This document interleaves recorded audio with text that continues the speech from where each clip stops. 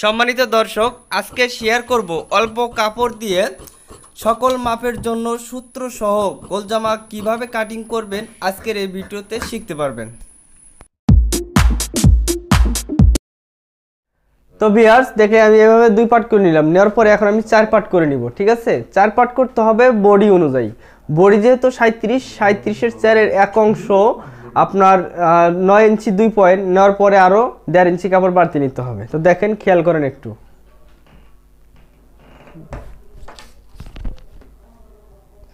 37 ইঞ্চি বডির জন্য এই ভাঁজটা দিবেন আপনারা 11 ইঞ্চি পরিমাণ। আমি 11 ইঞ্চি পরিমাণ একটা ভাঁজ দিয়ে নিচ্ছি।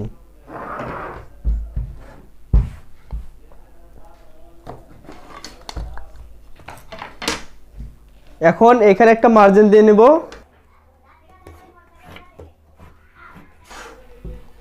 এখন আমরা নিব পুটের মাপ। 37 ইঞ্চি বডির জন্য পুট নিব 12.5 ইঞ্চি, 12.5 অর্ধেক 6 ইঞ্চি 2 পয়েন্ট। তো এখান থেকে ধরে এখানে নিব 6 ইঞ্চি 2 পয়েন্ট। একটু নিচে ধরবো 6 ইঞ্চি 2 পয়েন্ট, যাতে করে মার্জিনটা সোজা হয়, এজন্য একটা মাপ দুই জায়গায় ধরা।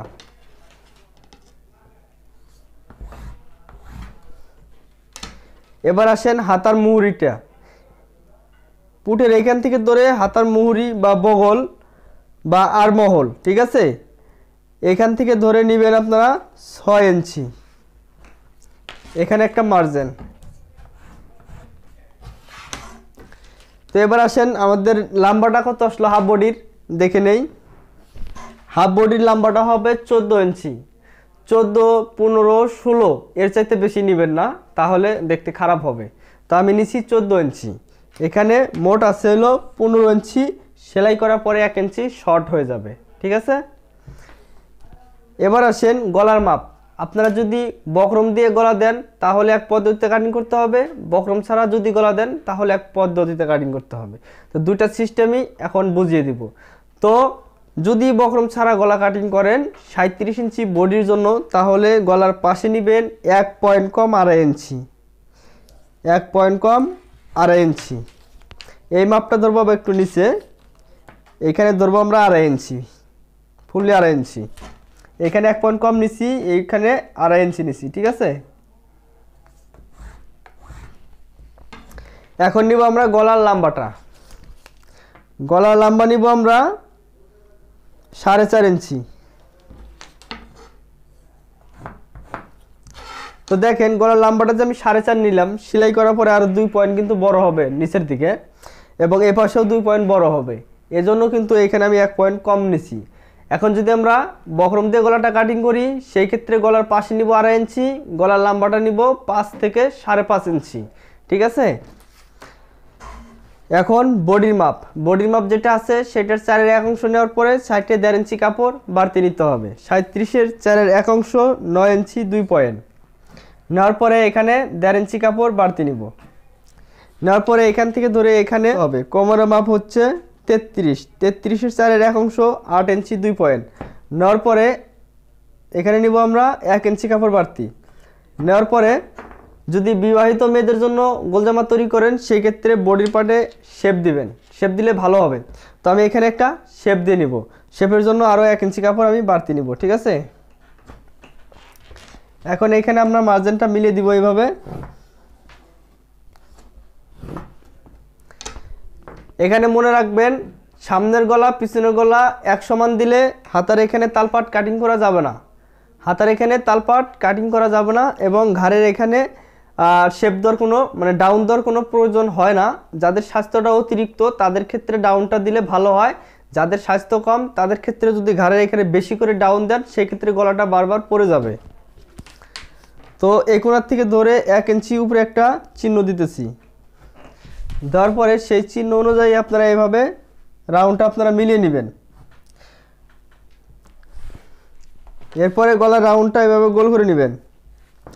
তো ভিউয়ার্স, এখানে আমি কয়েকটা ইউটিউব চ্যানেলে ভিডিও দেখছি, সেই ভিডিওগুলো দেখি যে এখানে হাতার মুহুরি রাউন্ডটা একদম সোজা করে দেয়, মানে এখানে গোল করে না। তো এখানে যদি একদম সোজা করে দেয়, সেক্ষেত্রে একটা সমস্যা হতে পারে, হাতার মুহুরি এখানে টোপলা হয়ে থাকবে, ঘুষ হয়ে থাকবে। তো আপনারা এখানে সেই কাজটা করবেন না, এখানে সোজা করে না দিয়ে এখানে একটু যদি হাতায় তালপাট কাটিং না করেন তাহলে এখানে রাউন্ডটা একটু ভিতর দিকে দিবেন, তাহলে দেখবেন যে হাতার মুহুরি এখানে কখনোই আর টোপলা হয়ে থাকবে না, ঘুষ ধরে থাকবে না, ঠিক আছে। তো এখন এই গোল জামাটার গলাটা আমি বক্রম দিয়ে দিব, এজন্য আমি গলাটা কাটিং করতেছি না। তো আপনারা চাইলে এই মাপে গলাটা কাটিং করে নিতে পারবেন, কোনো সমস্যা হবে না।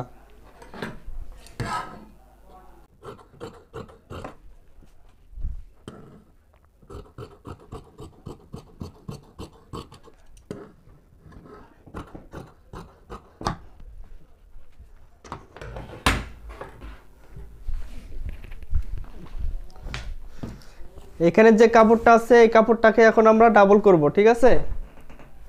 এই কাপড়টাকে আমরা এভাবে ডাবল করে নিব।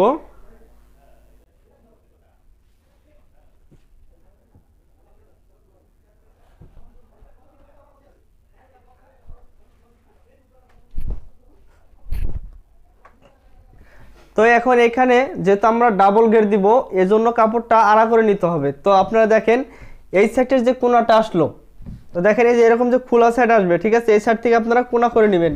কোণাটা কিভাবে করবেন দেখেন, যেভাবে আপনারা স্কার্ফ কাটিং করেন ঠিক সেভাবে এভাবে কোণা করে নেবেন।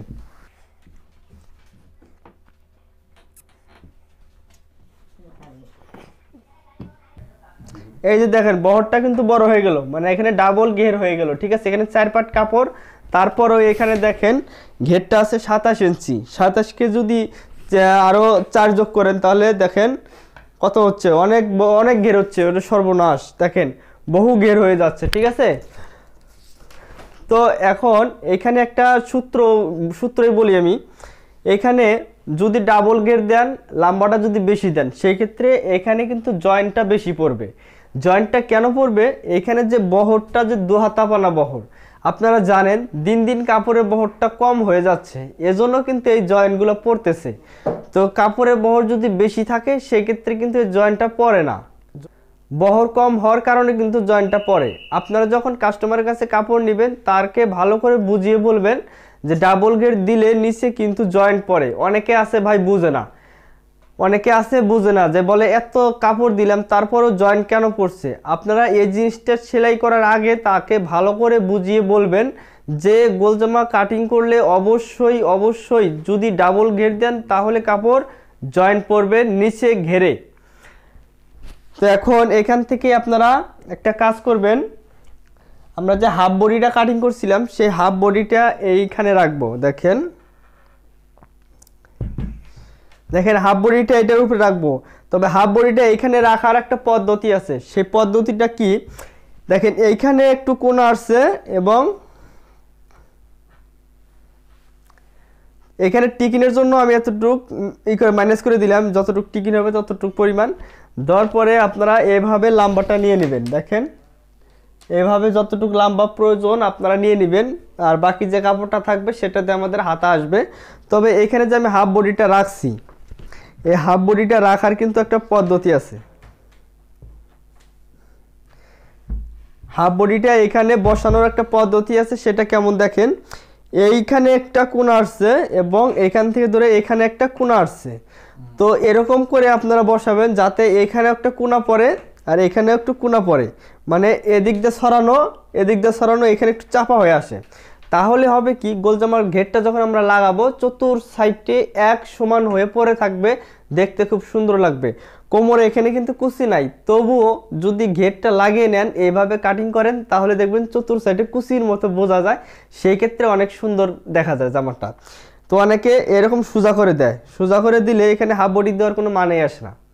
এইভাবে সোজা করে যদি বডি দিয়ে যদি কাটিং করে নেন তাহলে আপনি হাফ বডি কেন দিলেন, হাফ বডি দেওয়ার কিন্তু প্রয়োজনই আসে না।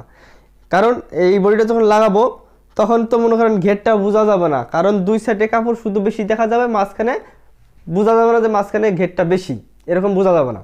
এজন্য আপনারা কাপড়টা এইভাবে বসাবেন, দেখেন ঠিক এইভাবে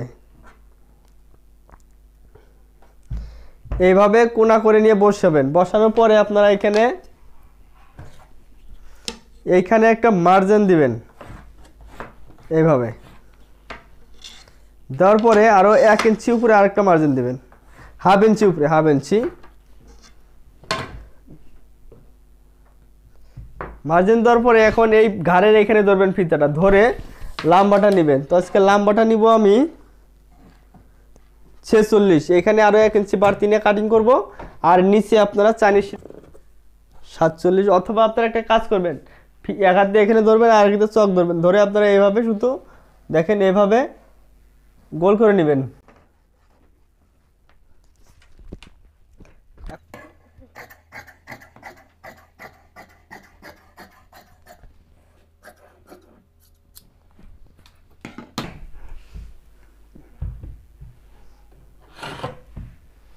নেওয়ার পরে লম্বাটা আবার ভালো করে চেক দিবেন,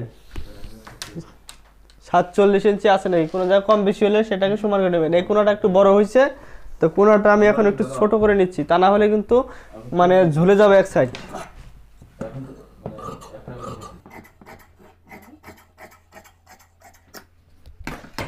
এই যে এইখানে খেয়াল করেন, এইখানে কিন্তু জয়েন্টটা পড়বে, ঠিক আছে? এই যে জয়েন্ট এতটুকু বহর কম হওয়ার কারণে এইখানে জয়েন্টটা পড়বে, ঠিক আছে? এখন আপনারা এইখানে দেখেন রাউন্ড করে সেলাই দিবেন, এখানে রাউন্ড করে নেবেন একটু, এই দাগ থেকে ধরে এই দাগে মাঝখানে একটা রাউন্ড দিবেন।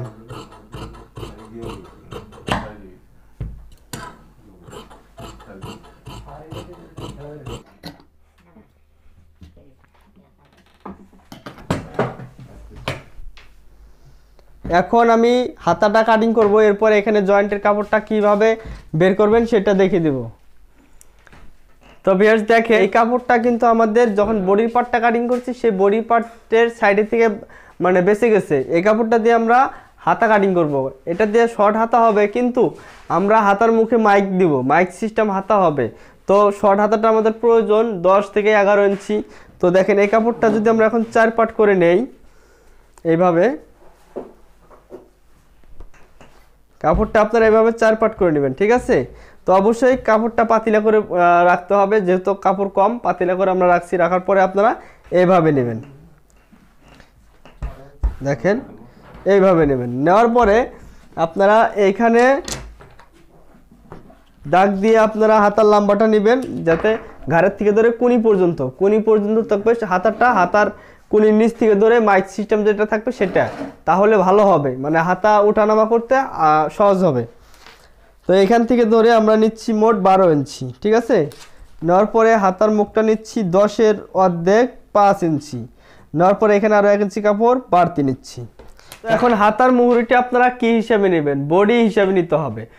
বডি যেহেতু 37কে 4 ভাগ করব, 4 ভাগের 1 ভাগ নিব। নেওয়ার পর ওইখান থেকে 2 ইঞ্চি বাদ দিব, দেওয়ার পরে যেটা থাকবে ওটাই আমাদের এই হাতার মুহুরি মাপটা নিতে হবে।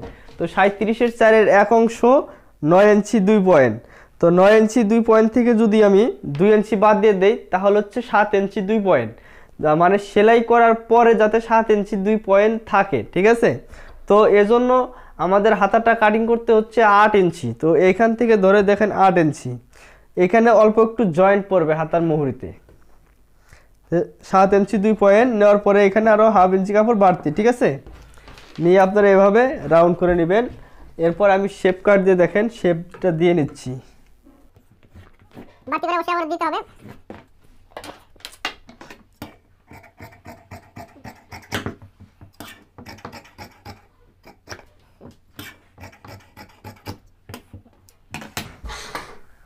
এরপরে এখানে নিচের যে ঘেরের জয়েন্টটা, সেই জয়েন্টটা আপনারা দিয়ে নেবেন।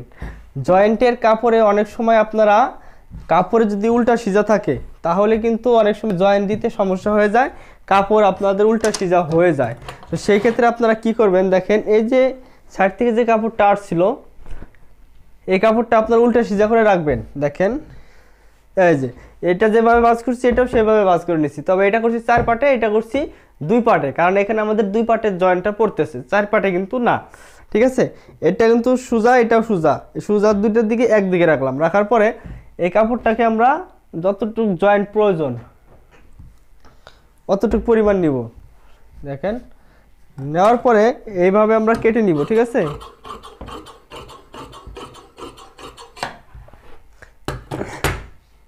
এই যে দেখেন জয়েন্টের কাপড়টা আমি বের করে ফেলছি, এটাই হচ্ছে জয়েন্ট। তো এখানে যদি আমি একটু কেটে দেই, এই যে দেখেন দুইটা জয়েন্ট, দুইটা 2 জায়গার, ঠিক আছে? দুইটা 2 সাইডের জয়েন্ট আপনারা অবশ্যই দিয়ে নেবেন এইখানে। এখন হাতার যে মাইকটা করতে হবে, এখানে যে কাপড়টা আছে এটা আপনারা দেখেন। তো এখন এই কাপড় থেকে আমরা দেখেন এখানে 2 পাট কাপড় আছে, এরপর এভাবে 4 পাট করে নেবেন। 4 পাট করে নিতে হবে, কতটুকু দেখিয়ে দেই আমি।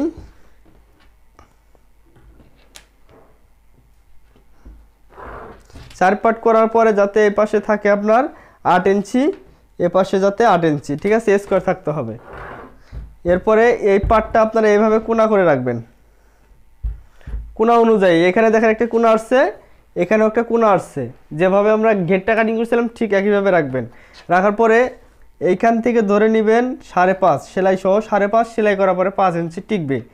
এখানে নেবেন 5.5, মাঝখানে নেবেন 6 ইঞ্চি, এখানে 6 ইঞ্চি। মোট কথা আপনারা এখান থেকে ধরে এইভাবে একটা রাউন্ড করে নেবেন, ঠিক আছে। রাউন্ড করে নিলে আর কি ভালো হয়।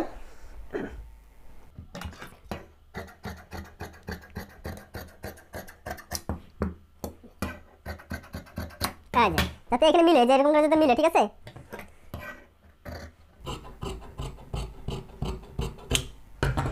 এই যে এরকম যাতে মিলে, কাপড়টা জয়েন দেওয়ার পর এভাবে মিলবে, ঠিক আছে। আশা করি বুঝতে পারছেন। তো ভিডিওটা যদি ভালো লাগে লাইক ও কমেন্ট শেয়ার করবেন। ধন্যবাদ। আজকের মতো এখানে বিদায় নিচ্ছি। ভালো থাকেন, সুস্থ থাকেন, আল্লাহ হাফেজ।